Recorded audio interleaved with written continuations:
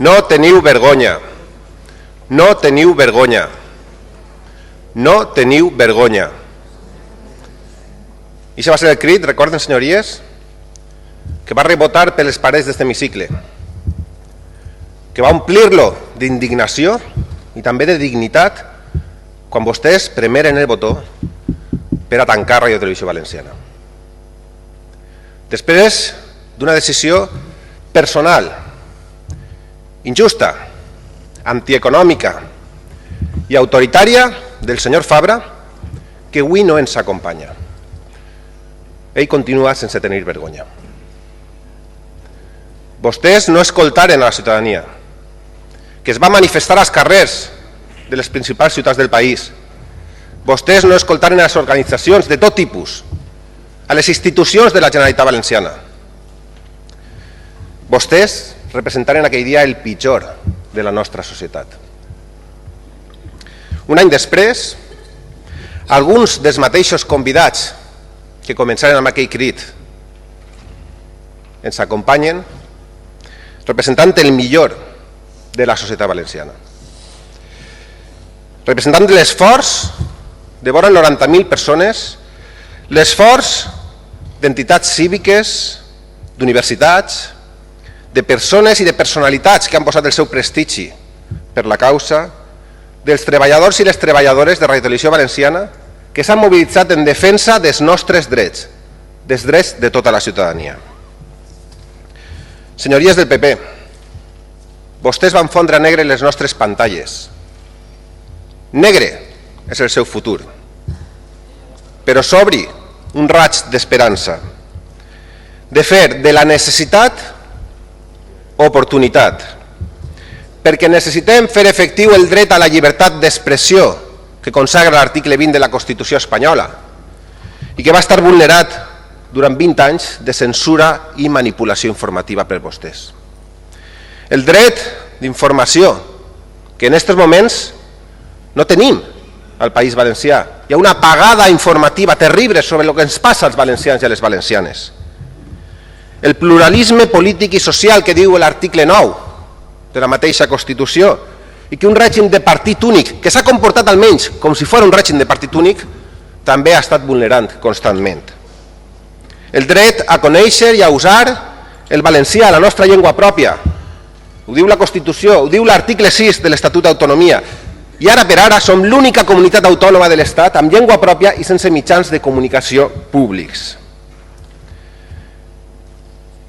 La ILP és un primer pas per a recuperar aquests drets, però nosaltres, aquestes Corts, també hem de fer la nostra tasca.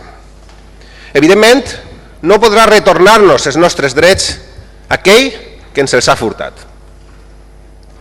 No podrà ser un Consell avui absent. On estan? On estan els consellers? On està el president de la Generalitat Valenciana? Qui podrà retornar-nos els nostres drets, efectivament, serà una nova majoria a aquestes Corts, una majoria democràtica, una majoria plural, una majoria decent, senyories, una majoria que crega en l'autogovern i en la identitat del poble valencià, una majoria que crega en la nostra cultura i en la nostra llengua, una majoria que dona llum a un govern decent, compromès amb el seu poble. El señor Fabra...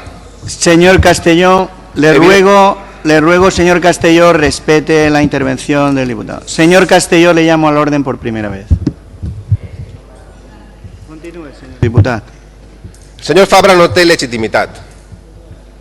És més, no tenia autoritat dins del seu partit. Com va atindre-la en la presidència de la Generalitat Valenciana? Però aquestes Corts sí poden fer alguna cosa per a recuperar aquests drets. Poden votar esta ILP. Avui i el proper dia que torni a ser debatuda en aquestes Corts.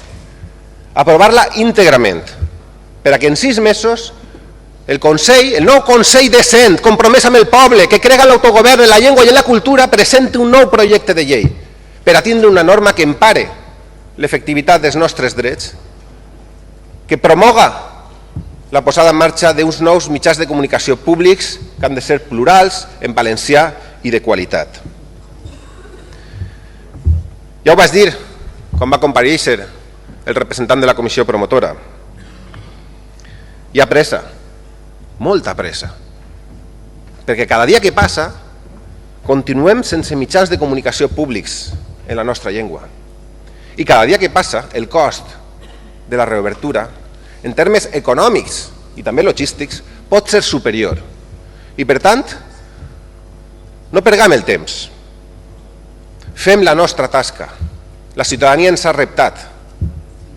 La ciutadania ens porta ací la nostra obligació, el nostre deure com els seus representants. Hem de complir-lo.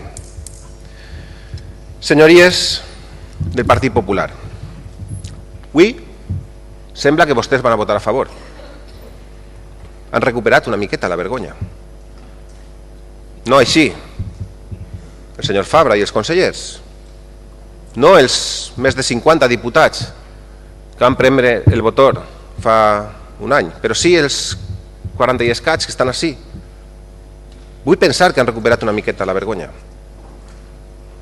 No la perguen definitivament, no la tornen a perdre quan es debatisca en aquestes Corts aquesta proposició de llei que és de la societat valenciana que s'ha mobilitzat en defensa dels seus drets. Fem possible tots i totes retornar-li al poble valencià, allò que és del poble, allò que vostès, ara fa un any, en un dia d'infaust record, li van furtar. Gràcies, senyor Blanco. En representació del grup parlamentari Compromís, el senyor il·lustre diputat Enric Moreno.